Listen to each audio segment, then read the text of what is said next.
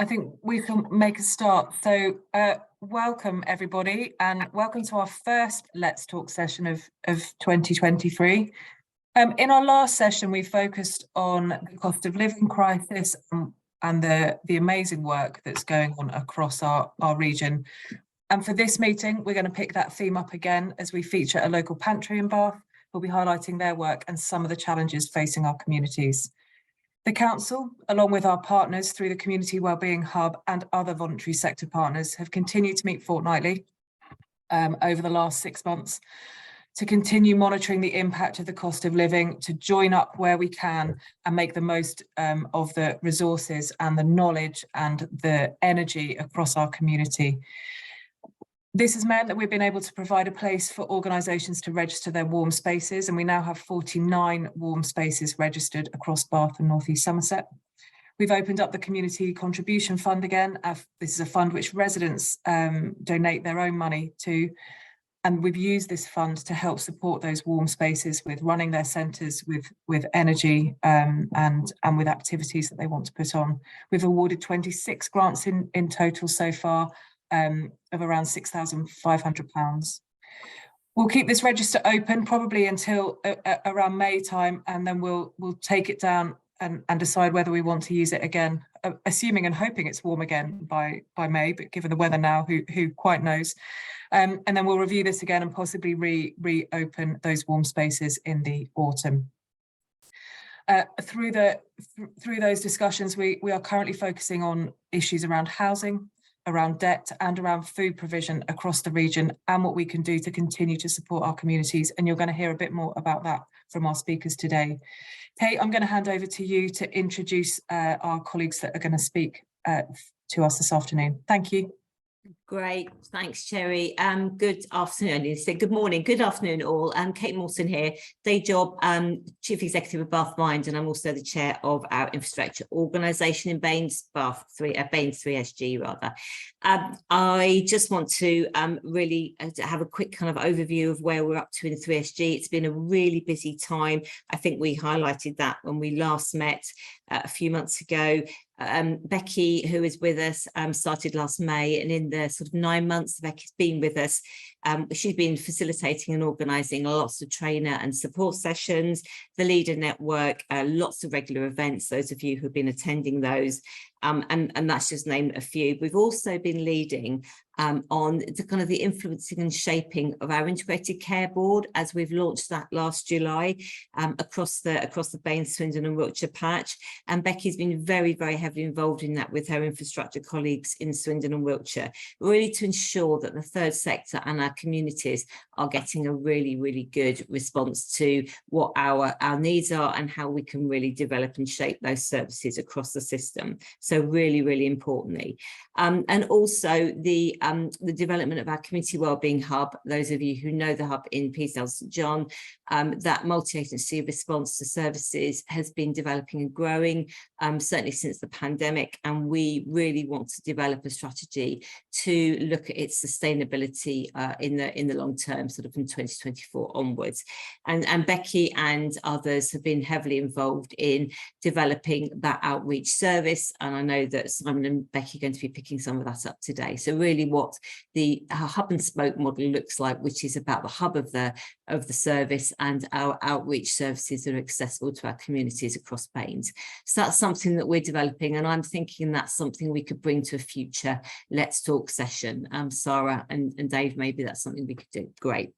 So without further ado, I want to introduce you first of all to Claire Henwood. Claire from Oasis Food Pantry, and you're just going to be giving us an overview of your current work and some of the challenges. And Claire, I'm aware that you're really busy and have just opened the pantry this afternoon. So what we'll do is, after you've given everybody some information, some feedback, we'll give some time for you to have questions, and then we can let you go and do what you need to do, and we'll move on. Is that okay? Thank you so much, Kate. Right, that would be fantastic. Claire. Lovely. So Oasis, just to give you a bit of background, we're a community hub based in the centre of Bath in Oasis Church. We've been involved in community activity for a number of, well, very many years.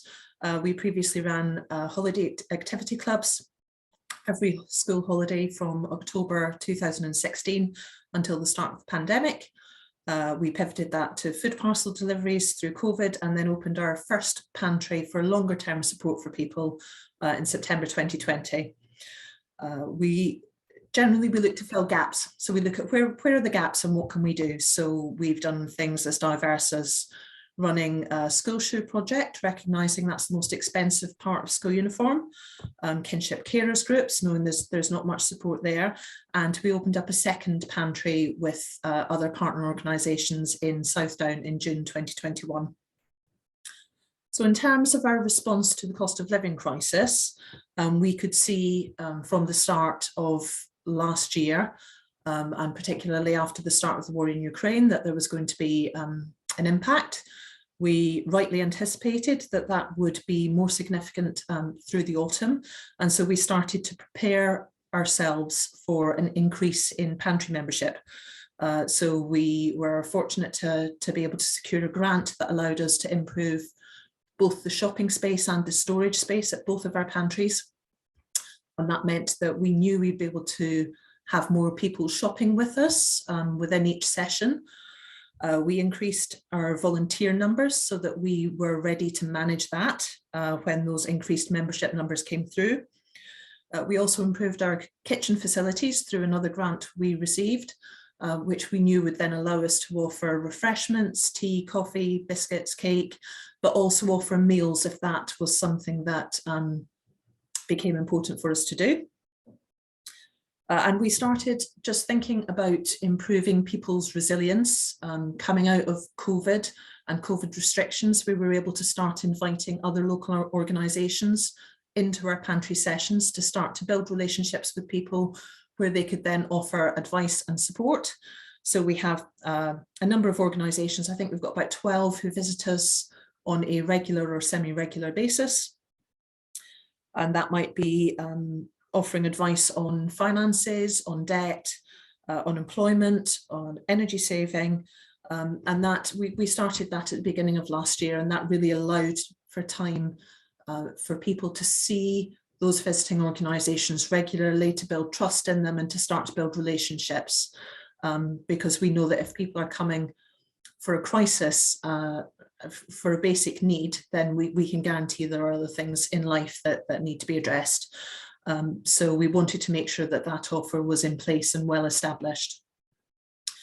We really look to tap into opportunities as they present themselves. So, for example, we've just recently secured a grant from Bath and West Community Energy, which is around reducing household energy use in a low carbon way. And we use that to purchase slow cookers and recipe books to help reduce cooking costs, and also heated over blankets to help reduce energy costs on the basis that heating the person is more efficient than heating a room. Those were exceedingly popular, and in fact we have Zoe from the Community Wellbeing Hub in today, and she's doing a slow cooker tasting and demonstration just to make sure that people feel comfortable and confident that she can answer any questions they have, having used their items for a couple of weeks now. We also look, we always plan to offer our pantry members hampers before Christmas, and we spread that out over 4 weeks. Everything we do is based around dignity, and we think it's really important for people to be able to plan their finances, to know what they're receiving. And we just take advantage of the kind of things that are available. So we managed to secure 200 lint advent calendars for £100. So that kicked off our hampers this year, which was amazing. But we also took the opportunity to be part of the gift a book scheme through the library. So we were able to offer gifts for our members, which we've done in the past, but with the increase in membership that we've seen, we might not have been able to do this year. So that's been super. We, along with many other organisations, looked at the need that was anticipated around warm spaces. So we've been running Oasis Living Room, which is our version of that, since the beginning of December. That's open to our pantry members and their friends, so it's not on the local directory, because actually We have about 100 pantry members at the city centre, so we felt that was enough in terms of our ability to manage that session. We've had 30 people using that space regularly. We see about 15 people each week, and that's both adults and children. We offer a hot meal, which has been kindly gifted by Cook, the luxury frozen food company. And we offer activities if people want them. And the thing that we've really seen from that is the main driver for people coming, we thought would be the warm space, and it hasn't been. It's been the meal and the companionship to tackle social isolation. Speaking to other people running warm spaces, I think the feedback has been similar. So where there has been a meal offered, then the offer has been taken up much more readily than where there hasn't. So I think there's going to be some interesting learning to do around that. We've also been running a project called Oasis Kitchen. So this isn't directly linked to the cost of living crisis, but we identified very early on that actually there is a lack of confidence in many adults around their ability to cook. And if you're coming to a community pantry, because the model is predicated on surplus food, you never know what you're going to see each week, particularly around fruit and vegetables. So the kind of building, and protein as well, the building blocks of meals. And it can be quite challenging for people to be presented with a celeriac and a turnip and think, what on earth do I do with this? How do I take this collection of items and turn them into meals for the week? So we've been thinking about that for a couple of years now. I've talked to various people about it. And so we ran just finished this week, an 8-week, we'll call it a cookery course, very kindly delivered by Bath Mind's Food for Thought team. It's been absolutely fantastic to work with them. It's just been great. But the aim of that was both to increase people's confidence in the food that they see and what they can do with it, but also, again, to build stronger peer relationships, hoping to tackle social isolation. So I think we'll do a review of both Oasis Kitchen and Living Room together next month, and we'll take the lessons from that, because I think there's quite a lot that we can extract from both of them that can help us think about how we, what we plan to do going forwards. So just thinking about the challenges our members are seeing, I should say that our membership has increased. We're seeing about between 60 and 70 people each week at our city centre pantry, and between 40 and 50 at our Roundhill pantry. At the start of this year, that would have been closer to about 40 at each, and we're at capacity. We increased our capacity at the city centre, and we have reached and fulfilled that capacity now. We've got a bit of space still at our Roundhill pantry, but that's kind of where we are. In terms of what our members are saying, there are some big challenges still around universal credit, and actually some really significant challenges for people looking at routes back into employment, and how that then impacts on their universal credit, and how housing costs and universal credit tie together. So that we've had quite a few people who feel they have been encouraged to or have wanted to kind of move in a particular direction, but then there has been a financial impact that they didn't anticipate. So I think perhaps there some understanding and education around if X, then Y could be a helpful thing. People who are in debt to their energy suppliers, whether that's because their smart meters haven't been working. My own smart meter, it turns out, wasn't working. I only discovered that after one of my volunteers asked for help to sort the fact that theirs hadn't been, and they've been trying to sort it for a year with their energy company. And I realised mine hadn't sent any readings back since August last year. So, I think there are some issues there. People who are self-disconnecting, who are not using their heating. We've got a lot of really painful to hear stories from members about what the inability to fund heating their homes, the impact that's having on them. And I think that's one of the things about warm spaces, isn't it? It offers somewhere you can go that it doesn't cost you money, where you can stay warm. So it's not a cafe where you have to buy something or a pub where you have to buy something. I think that's been one of the benefits people have really appreciated.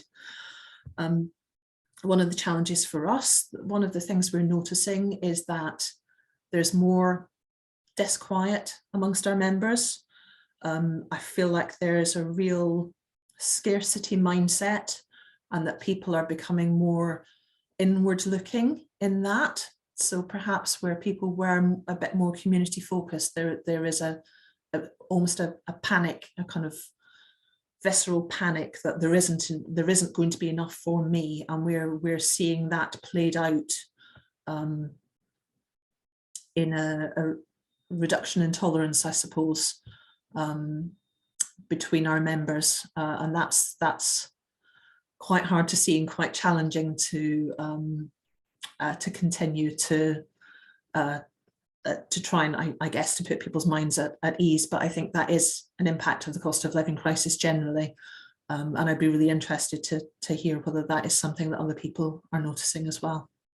And so I think hopefully that's a quick run through of what we've been doing. I would say that we will just continue. We don't have specific plans for the year, because we like to be able to respond flexibly to the need that's in front of us and the opportunities that arise. So we would continue to anticipate our long-term projects like our pantry ticking along, and then we'll look at what the offer looks like around that will be based on what our members tell us they need. Great, thank you very, very much, Claire. I'm really keen to take some questions, some thoughts, share your experiences with Claire before she has to leave us. Anyone? But what I would say, Claire, from Bath Mind's point of view, is we absolutely concur with what you were saying in terms of that increase in anxiety and people worried about themselves and what about me, and that there's a sort of an increased sense of that individualism over community, which I think is really quite worrying. So yes. We see that too. Oh, Nick. Hi, Nick. Hiya. Claire, a couple of weeks ago, I sent an email. I managed to reach Housing Advice and Support Service. So we support people who've got any sort of a housing need. And I sent an email to all the warm space providers, and I had some responses back, but I've just had a quick look at the list, and I can't see whether you guys are actually on the Baines website for providers. I was just wondering if there was some way that the Reach service could do something at one of your pantries or drop-ins. Amazing. We would love to talk to you about that. Can you remember seeing an email from me at all? No, we're not in the warm space directory because it's not an open session. Right. Because we kept it as a closed session only open to our pantry members. Right. We're not listed on the warm space directory. Okay, so what I'll do then is I'd really like to follow that up. I'll ping an email to I see that your address is on the web, on the link that Sarah put on here, so I'll ping you an email to that. Brilliant. Yeah, I will. I'll put the email address itself in. Cool. Great, thanks, Nick. I'm going to just ask, when you have a question, could you just say where you're from as well in your name? That would be really helpful. Is that Hakera? Is that correct? Next. I'm sorry, that's my surname and my initial. I'm so sorry. It's Angela, yeah. That's so I don't know why it's come up like that. We don't normally use Zoom. Sorry about that. Hi, Claire. So it's Angela from the welfare support team at the council. Hi, Angela. Hello. I was just wondering, are there any plans to expand this out of Bath and sort of into the rural areas? Do you mean the pantry? Yes. We don't have any plans to expand at all. It takes a huge amount of volunteer manpower and coordination behind the scenes, and that's not something we have capacity for. We, as an organisation, we look to support our local communities. So we're working in the centre of Bath, and then we're working in South Down and Whiteway because we already had partnerships there as part of our holiday hunger programme. We were already working with partners in that area. And so they wanted to run a pantry and could see that we were already running one, and felt partnership was a much better way to go than doing something in isolation. We wouldn't be looking to increase the number of pantries that we run, and I think that's one of the challenges. At the moment, there is significantly more demand than there is capacity in the system, but that's because pantries aren't commissioned services. It relies on people wanting to do it, finding the funding to do it, finding the food available to do it, which is becoming more and more challenging. Yeah, so that's a very long way of saying. Yeah, no. That. That's just because obviously there is, you know, a lot of demand in the rural areas. So somebody, Yes. you know, maybe somebody will set something up. And the other quick question I wanted to ask is the criteria. I'd look at the website, £18,000 a year or less. Yes. Is that regardless of the income? Because obviously, you know, if somebody's on benefits, they may be receiving a lot more than that in benefits, but it's considered a low income by definition. And how do people provide evidence of this, or is it just a form that they say that's what they're getting and you take their word for it? We take their word for it. We've never asked for evidence. That was a very conscious decision. Yeah. It's based on that is the current definition of relative poverty. So that is 60% of the median income across the UK. What we have also said, and I hope that's clear on the website, and if it's not, I will check, is that we'll take referrals from professionals. So where someone is referred to us by another organisation, then we'll take that referral regardless of whether or not people meet that criteria. Okay, that's good to know. Thank you. You're welcome. Thank you. Thank you, Angela. And apologies, of course, it's Angela Hucker. I don't know why that didn't register with me. Apologies. Over to Luke next, please. Yeah, hi. Just wanted to, whereabouts is the city centre one? And would it be okay if we came along and like spoke to your guests about home fire safety visits and stuff like that, and gave out, we've got warm packs that we can give out to people as well. Fantastic. Absolutely. If you could drop or if you could email the email address in the chat, Luke, then we can arrange that. Absolutely. So we are. I'll try doing that. I'm on the phone. I don't know how I'll try it. What? It's pantry@oasisbath.org. If you go onto the website, email any of the addresses on there, and it will make it through to me. Okay. So we are at Oasis Church on the Paragon, which used to be called Hay Hill Baptist Church. Right, so okay. Just along from the crossroads at the bottom of Lansdowne Road. Okay, no, yeah. On the raised just put my email address in the chat so we can talk later. Amazing, thank you. Oh, super. I'll make a note of that. Great. Thanks, Luke. Laura, please.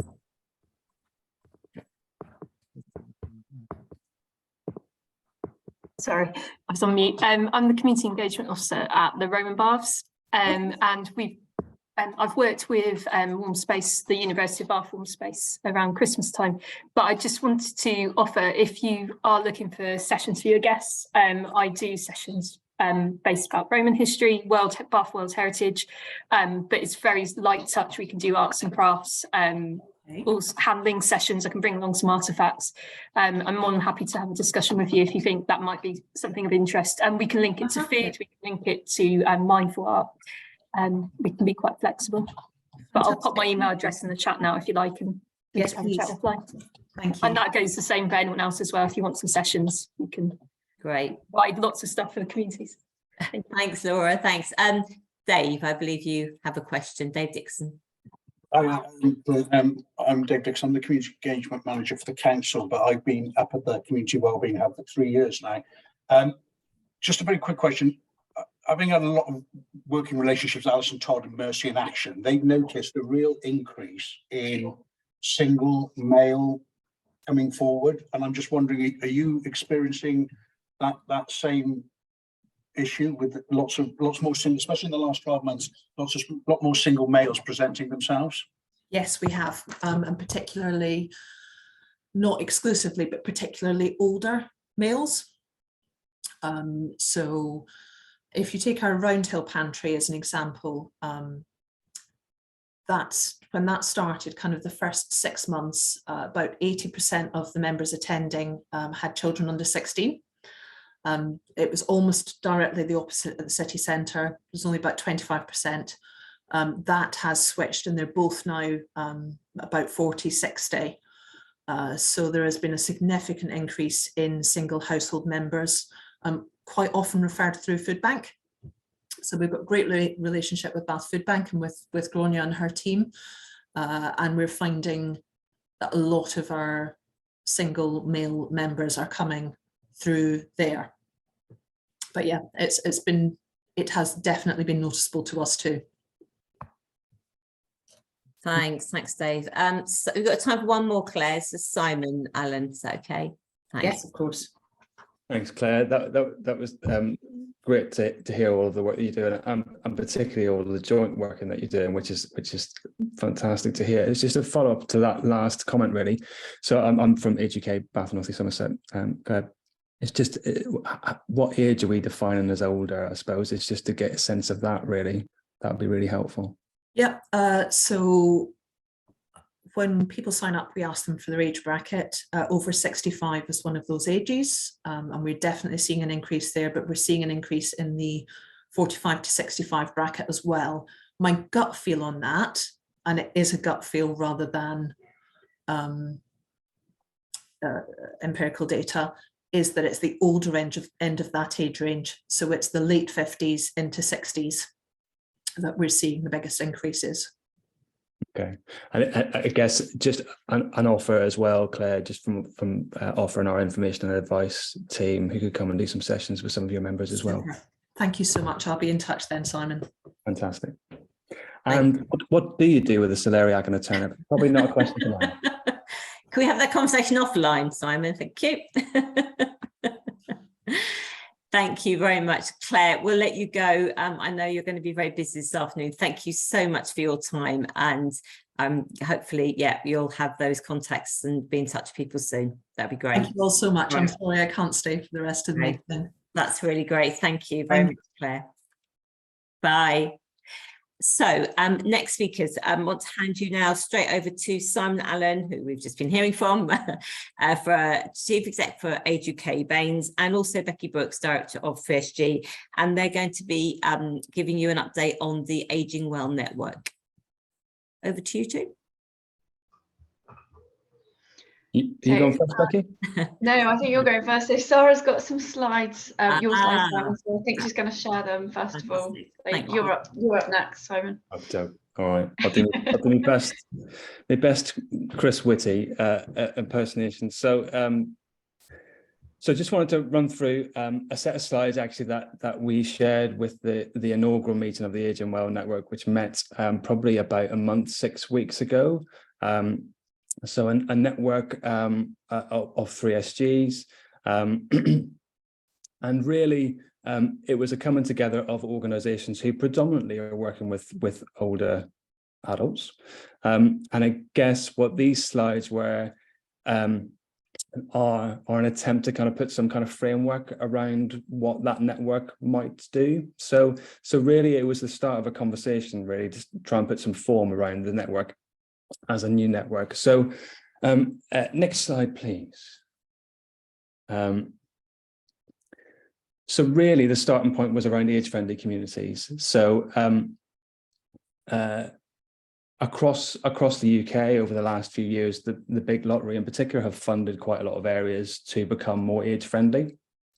And a lot of that has been based on work that's been long in the making from the World Health Organization, and I'll come on to some stats around that. But I suppose the ultimate aim of the Ageing Well Network is to make Bath and North East Somerset more age friendly. Now we're talking predominantly around older people, but actually in making our community more age friendly, it is ageless. In that it means that our community is more accessible to everyone, no matter what age they are. But why would we want our community to be more age friendly? What we absolutely know is that we have got across Bath and North East Somerset and across the country and indeed the globe, we have got more people who are living longer. And my ambition is to be the guy with the blue headphones. I don't think I'm that far off now, but that's my ambition as I get older. And I think very often culturally and particularly in the UK, I would say that we have the narrative around getting older has placed older people as being seen as burdens rather than the assets of the community that they are. And I think that's something that we absolutely need to challenge day in, day out. And I guess because of that, it requires a lens that we look across the community. So it's not just about the individual needs and issues around care, etc., but also around the broader environment. So some of those physical barriers and some of the social barriers that we come across. And indeed, we've heard about some of those this morning, this afternoon. We haven't been here since this morning, this afternoon, in terms of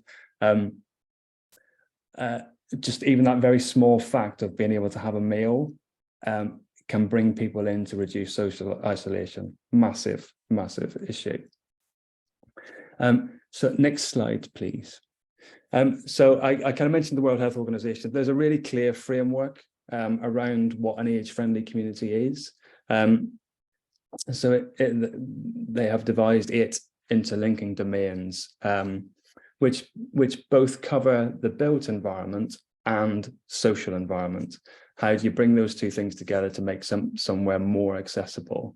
It is a cycle of continuous improvement. No one place will ever be truly age-friendly. I think it's always a work in progress. But it's a really clear way, I think, of us being able to formulate plans around some of those areas. So lots of communities across the globe. I think the really powerful thing about the network that's come together was actually a lot of the consistent messages, which I know Becky will talk about, consistent messages that were coming out of our first meeting in terms of the issues around in Bath and North East Somerset. And I think it's really powerful that actually as a voluntary sector, we can get together. But like we've heard from Claire, no one organisation or group of organisations can do this on their own. It needs to be a collective effort. And whilst becoming an age-friendly community can be voluntary sector led, actually it really needs political buy-in and buy-in from right across our community. So next slide, please. So these are the 8 domains, and I think if we were to carry out a really quick and dirty audit of where we are, we will find that in some areas in Bath and North East Somerset we're doing really well. In others, we've got questions over what we would need to do. So clearly, when we think about the built environment, if I think back to I joined Age UK in May of 2021, and just prior to that, there'd been a public survey carried out with over 50s, predominantly looking at their experience of the COVID pandemic, but in general about living life in Bath and North East Somerset. Some of the things that almost feel like perennial issues, like outdoor spaces and accessibility, pavements, etc., were a common theme coming through for lots of people in terms of as we get older, our mobility changes. So actually having a clear focus on some of those issues is really important. Transportation has been big in the news recently around changes to bus services, and particularly how we can maximise the use of community transport. Housing, all of the other areas, I won't go through them all, but all vitally important to creating an age-friendly community. Last slide, I think, and then I'll hand over to Becky. So I think I hope that it kind of makes sense that we would want to create an age-friendly community. And I guess in sharing in this forum, it's about encouraging people to come and join that Age and Well network so that collectively we can continue to work closely together. But hopefully then we can create a bit of an action plan around some of those domains to collaborate in even deeper ways. But Becky, over to you. Thanks, Simon. So I just wanted to add a few things to that about the format of the network and how it's worked so far. So we met at the end of January at the St John's Boardroom in the city centre, because St John's have kindly funded this network to begin with. So the next few months will be sort of almost a scoping exercise. We've done a questionnaire following that meeting, just to get that feedback from organisations about what they'd want from this network moving forward. And we're very keen for it not to be another sort of talking shop. We want to have a bit of a plan and a strategy as we go forward with this network. The next meeting is going to take place very soon, so 30th of March, again at the Boardroom at Chapel Row, and that's between 2 and 4 p.m. You can sign up on our website, and I'll put a link up in the chat in a second. It was really, really heartening to kind of get together around a table and talk through some of those challenges and issues and ways that we might move forward in future with the network. And just to see the power of getting people together as well. There are organisations that they'd spoken to each other for years but never been in the same room, mainly because of the pandemic, but also, you know, staff changes, all those sorts of things. So that was really, really good to see, and there was a really good kind of collective feel about what we're trying to achieve moving forwards. The two really big issues that came out of that initial meeting were digital inclusivity, so ways in which we can try and help older people access digital services. And Simon has a great new lead at Age UK who I think will be very keen to try and move that work forward. And then also transport, and transport came up as a really high priority in the health and wellbeing strategy that we've just been consulting with through the council, and that's something we'd like to look at really closely as well, particularly with the bus changes and some new initiatives that are coming through to the region there. And also sort of impacts of as we pull ourselves out of the pandemic. So a lot of people have lost confidence, maybe isolated, maybe their physical health has suffered, maybe they've lost muscle mass, things like that. So those are some really big issues to be getting on with, and we're looking at different ways that we might be able to get extra funding to take that forward into the future. So for example, hiring a coordinator or paying organisations to come along for their time, you know, so that there are things that we hope to do to take it forward into the future. At the moment we've got meetings until the end of the year, and that's when the funding runs out. So we'll keep an eye on the website if you'd like to come along. We'll be meeting regularly. The next meeting, we're going to be talking about age-friendly community. So hopefully we're getting someone along from Bristol to come and talk about their age-friendly community and what that might look like in Bath and North East Somerset. I'll be doing an update on volunteering, because that was another issue that was highlighted during the meeting. We're doing a whole project with 3SG about volunteering locally, but that's another meeting that will take forever for me to go through all that work. And then potentially some events as we go into later in the year, some age-friendly events. So, and we're keen to do those both in the city and in North East Somerset as well. So there'll be lots going on. And just while I'm here, if it's okay, Kate, can I just plug a couple of 3SG events coming up? So for anyone who might be interested, I'll also put the events in the chat, but we've got a spring social coming up, which is some informal networking at the Hilton Hotel. That's next Thursday between 4:30 and 6:30. On the 22nd of March, we've got a really interesting session with the RUHX about their rebrand. So they were the Forever Friends. They're coming to talk to us online for an hour. So that's between 1 and 2 about a big project of the rebrand and how they're moving forward with that. And then as part of the volunteering project that we're doing at the moment, we'll be running an online service with the community volunteer service. So that's on the 27th of March between 3 and 4. And we'll be asking organisations what they want in terms of volunteering, what their challenges are. And then the following week, we'll be running one for residents to try and find out what they want and then try and match them all together. So that's a big piece of work we're doing at the moment. But if you can come to any of those, we'd love to see you. Can turn myself off mute. Thank you. That's very cheeky, Becky, but I'll forgive you. Thank you, Becky, and thank you very much, Simon. That was really helpful update. We've got time for a couple of questions or thoughts. Oh, Louise. Hi. Hi, Louise, Community Development Officer at Dorothy House. So I'm coming along to the meeting on the 30th, and I'd be particularly interested, well, the organisation would, to explore the transport solution, because that is becoming an increasing challenge for us at the hospice. So I'd be keen to do that. Yeah, I think that's a yes. I take it that'll be a priority for the network. Yeah, it's bound to be, isn't it? It's such a key issue, Louise. Absolutely. Any other questions, thoughts, Simon? I was just coming back in on that because I think whilst there's no easy answers around transport, I think there is something about having a collective voice, and I think that's the real beauty of the network, because actually then we can, you know, clearly our partners in the council and our partners in the West of England Combined Authority, there's something about how we can then have a constructive dialogue around some of those things, because we know we've got our community transport partners who are working tirelessly, but then we also will have things like the demand responsive transport that we really need to, if it works, will be amazing, but we really need to make sure that we can support and challenge some of those things effectively and appropriately, and be helpful in those dialogues. And I think that's where the network can have a real strength. Great, thanks, Simon. Any other thoughts, questions, observations? Nope. Okay, so we'll move to, I haven't missed anybody. I'm just thinking there's another page. No. So we'll move to our final conversation of the afternoon. Back to you, Simon, I believe, and you're going to be joined by Kerry Ginham. Is that right, Kerry? I pronounced your name right?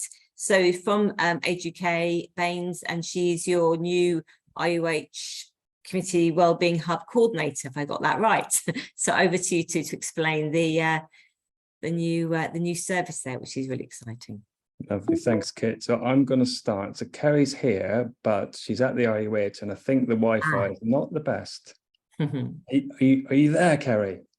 Come in, caller. The challenges, isn't it?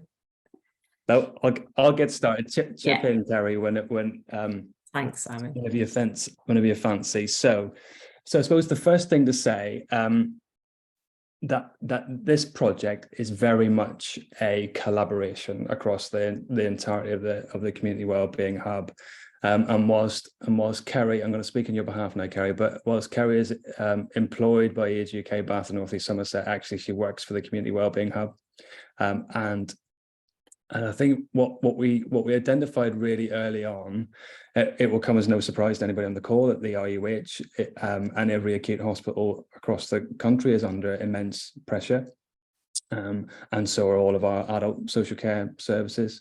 So there is lots of work going on to both improve the experience of people as they move through the hospital process, but then also to I guess get people home as quickly as possible, where that is the appropriate thing to do and the right thing for that individual. I think what we identified was that there is often an awful lot of voluntary sector support available in areas, and particularly in Bath and North East Somerset there is, that isn't always utilised because people don't always know about it on the ward.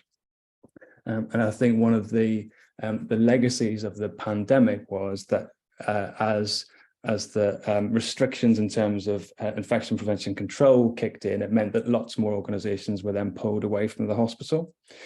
So a lot of that organisational memory kind of dissipated with that, and why the Wellbeing Hub has been so powerful in terms of bringing organisations together.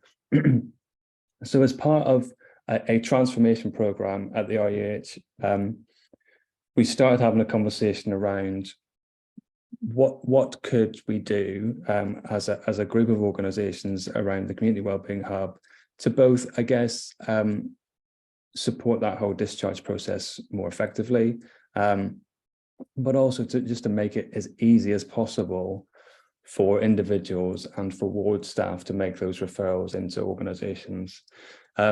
Move on to the next slides, please.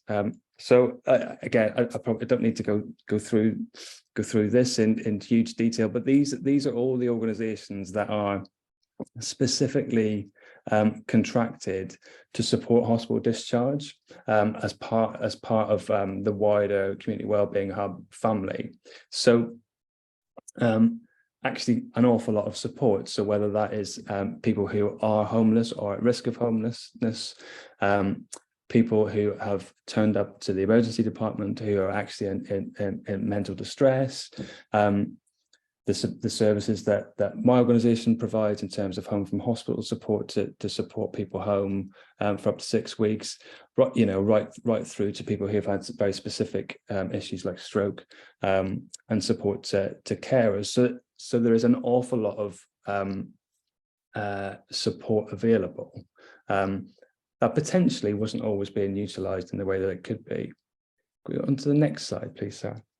So effectively, what we're doing is we're taking making an outpost of the Community Wellbeing Hub in the atrium of the IUH. So I don't know whether anybody's been to the IUH in the last couple of days. You will see a lovely space in the atrium taking shape, with the Community Wellbeing Hub being very clearly signposted.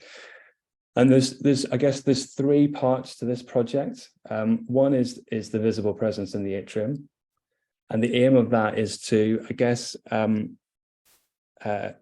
really put prevention at the forefront. So for people who are attending outpatient appointments, for family members who are visiting, our friends and family who are visiting people who are inpatients, and for staff, is to be able to make the support that's available through the Community Wellbeing Hub more readily available to people, and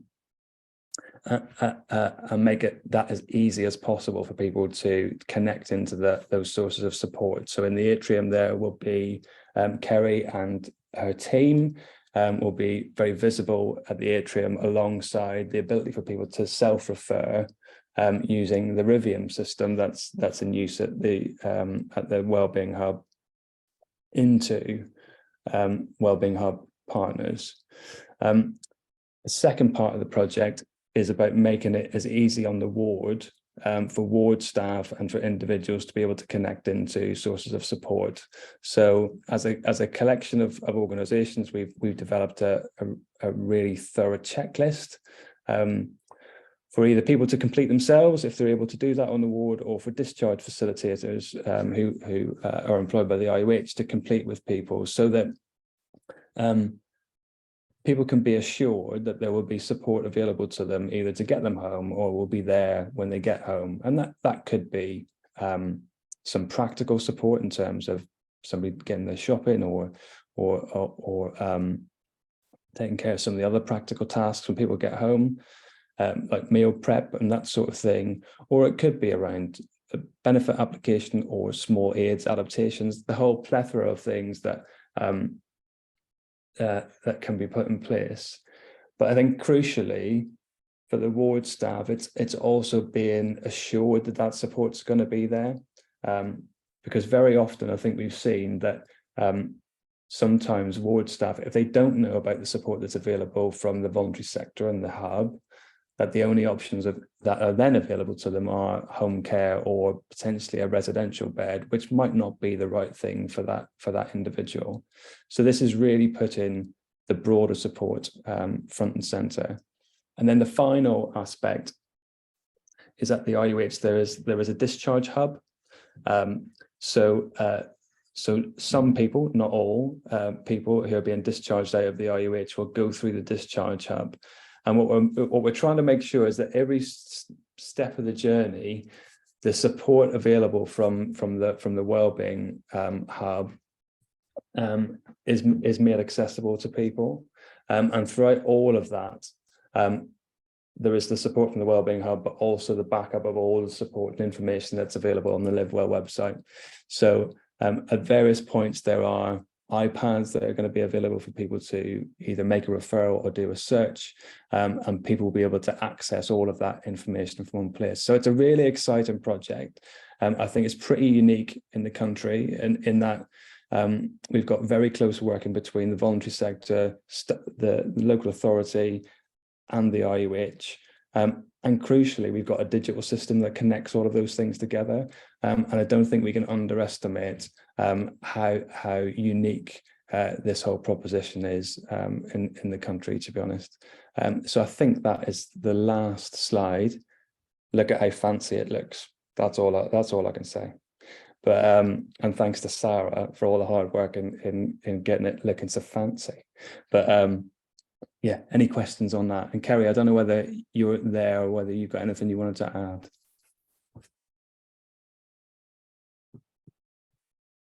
No, Kerry. No, Kerry. No, okay. Don't use the Wi-Fi at the IUH, that's all I'm saying. I was just going to say, I love the idea we're talking about Wi-Fi and connectivity, and we can't quite get RUH Wi-Fi, but we'll crack it. Thank you very much, Simon. And as one of the Community Wellbeing Hub partners, it's really exciting that we're doing this and moving forward. It's great. So we have a couple of minutes for questions, or again, observations, thoughts, queries, being involved. Denise, you've got up because you want to say something. I can tell she does. Yes. Hello, Denise. Can't hear you, Denise.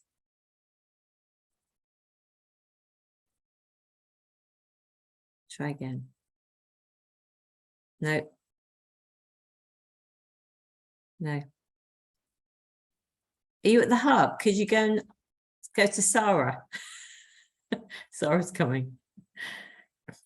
Go around that way. Oh, and Louise, while we're waiting for Denise, over to you. Hi. Stand in. Not at all. So I know that some of my colleagues, Catherine and Amanda, have had conversations with Becky and Sarah, and I think perhaps Simon, about Dorothy House becoming involved with the hub.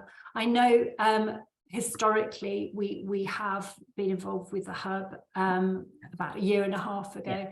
But I think there is, and I'm having a conversation next week, but I think, you know, it's something we would definitely like to be part of. Great. I'm saying that for the others, but I think that would be great. Thank you, Louise. Thanks, Sarah. Denise, I won't call you Sarah and Dave. Over to you. Oh, Sarah, Dave and Denise. So on the other picture, you can see my team in the room next door. We've been having a meeting this morning because we're going to be working alongside Kerry and the other Age UK. So we are the village agents, mostly working in the rural areas. I just wanted to also mention that this is in the initial phase at the RUH. And hopefully within the next couple of months or so, we're going to be working at the community hospitals. So that's Poulton and St Martin's primarily, and that's on the horizon. So I just wanted to let you know that we'll be operating with a lot more people. But the RUH is the offer at the moment, and the imperative to get that kicked off, just to let a lot of people know what is out there and what's available. Yeah, great. Thank you, Denise. And to echo that, as I was saying at the top of the meeting, as part of the kind of Community Wellbeing Hub strategy going forward, it's very much about how we can widen at the front door and make accessible outreach for everybody across Bath and North East Somerset, not just in the acutes and community hospitals, but in other areas and other spaces that people are using. And so it's very, very neighbourhood focused. That's kind of a key for us going forward, which is great. Any other questions?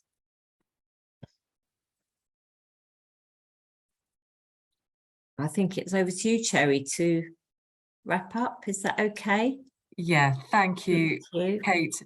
Before I close our session, I had one further update from the council that I thought might be helpful to you and some of those that you work with and those people you support. This is really just a reminder, and I think Sarah's going to add a couple of links into the chat as well. You'll know, I'm sure, on Thursday the 4th of May this year, there are local elections taking place across Bath and North East Somerset. And there are changes in legislation this year that mean voters will need to show photo ID when voting in person at a polling station. There's been quite a lot of, I think, kind of press and media coverage about this already, but just in case you or people you know haven't picked this up, This will mean that people will be required to produce ID, photographic ID, which includes a passport, driving licence, blue badge, older person's bus pass and disabled person's bus pass. They can use their ID even if it has expired, providing that their name is the same on their ID as on the electoral register and that photo is recent. If you don't have those forms of ID, then they'll need to apply for a free voter authority certificate. And this can be done online or in person at council one-stop shops by April the 25th, 2023. There is more information available online. As I say, Sarah's adding that hopefully to the so really, it was just a reminder that that's close and coming up. So just an opportunity to kind of share that with people, if you're able to. In terms of closing our session today, really important conversations, I think, for us. And I don't think it's going to be any surprise. Kind of connection sounded a kind of a familiar theme across all those three conversations. It was great to hear from Claire at Oasis Pantry, and those connections being made just in this meeting with Claire, and the offers of support and joint working. And Claire, I think, talked about building trust and relationship through partnership working, didn't she? And having partners working with her at the pantry and the kind of importance of that. And there's so much more than a pantry. School shoes, warm spaces, cookery classes, celeriac and turnip recipes to follow as well. So that it was just great to hear from her. Also great, Simon and Becky, your introduction to creating an age-friendly community and making our community accessible to all. I think that's why everyone's here, and an opportunity to kind of join your network, and that invite I think is really helpful, and work with you to pull that action plan together. I think hearing about digital inclusivity and transport are issues we know are important to our residents, to our community, and also to the council, and how we can kind of work with you on that as well. Becky, you talked of the power of bringing people together, and I think again, this session is just that for me already. And Simon, you're amazingly our exciting project. It's not your project, it's our project, absolutely, of the Wellbeing Hub at the hospital. And you're right, it does look very fancy, and I'm really excited to go down there and go and have a look at that very fancy setting. But it's more than just fancy, isn't it? It's what it's about. That visible presence every step of the way to support people. And again, you said it's about making connections to make that Wellbeing Hub accessible for all, every step of their journey, whatever that journey might be for them, and providing that right support, which is so important. And again, I know is what everyone in this room spends so much of their time and effort doing, and it really does make a difference. So colleagues, thank you so very much for your contribution, for your time and your energy today in this conversation. It's really important, and it does really make a difference. Have a great afternoon. Thank you so much.